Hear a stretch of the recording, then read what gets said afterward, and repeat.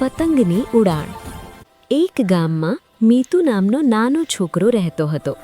મીતુને પતંગ ઉડાવવાનો બહુ શોખ હતો. ઉત્તરાયણ આવવાની હતી એટલે મીતુ દરરોજ છત પર જઈને આકાશ જોઈને ખુશ થતો.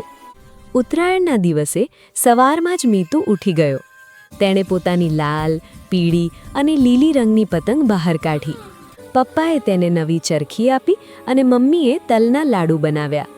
મીતુ છત પર ગયો અને બોલ્યો, કાઈપો છે, કાઈપો છે.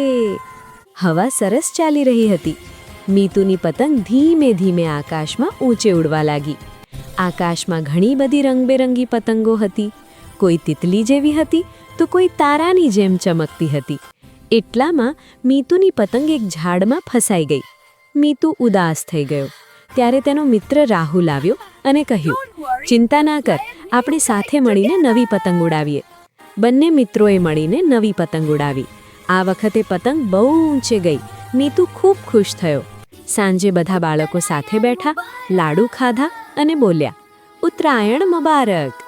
મીતુએ શીખ્યું કે મિત્રતા અને ખુશી સાથે કોઈ પણ તહેવાર વધુ મજેદાર બને છે.